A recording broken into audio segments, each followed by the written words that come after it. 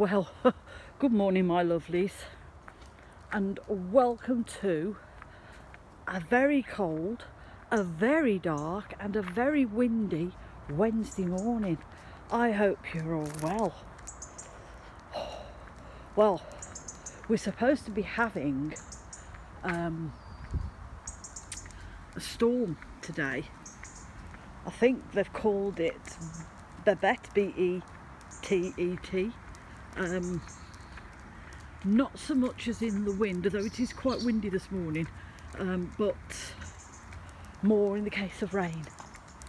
Apparently some places are supposed to be getting some very bad rain today, so just letting you know. So, lovelies, today, as promised, we're going to do a bit more of things that are associated with witches. So,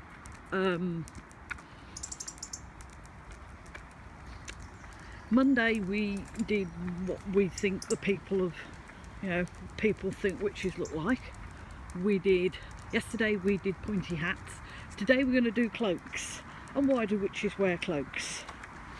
Okay, so during medieval times, and probably before that, and probably way after that as well, cloaks were your go-to for your outer garment to keep the elements away. These were the things that protected you from the wind and the rain and the cold and the snow. Depending on your status, it depended on what you could afford as a cloak, because all cloaks were handmade. So if you were quite well off for middle age, the Middle Ages standard, you could afford something a little bit more substantial. However, if you were, as the saying goes, dirt poor, you would just end up with either a bit of cloth or a tatty old shawl, but at least it was something. And everybody wore them, regardless of what your status in life was, what your religion in life was, whether you were accused of being a witch or not. Everybody wore them. They were the standard outer garment wear. And this went on all the way through. About the beginning of the 1900s, round about the 1920s, there was a play that came out, followed by a film, called Dracula.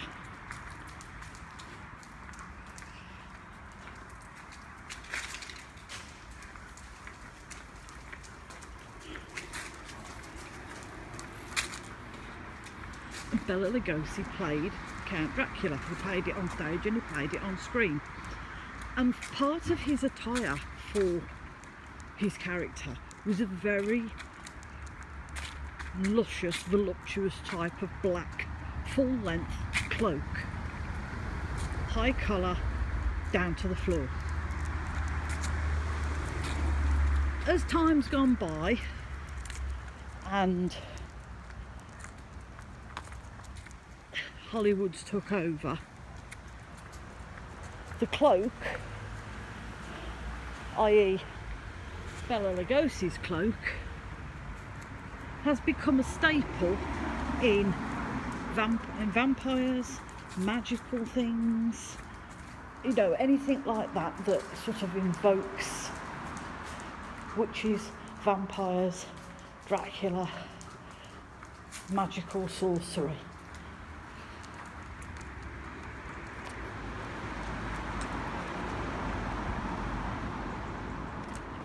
So, this way. So,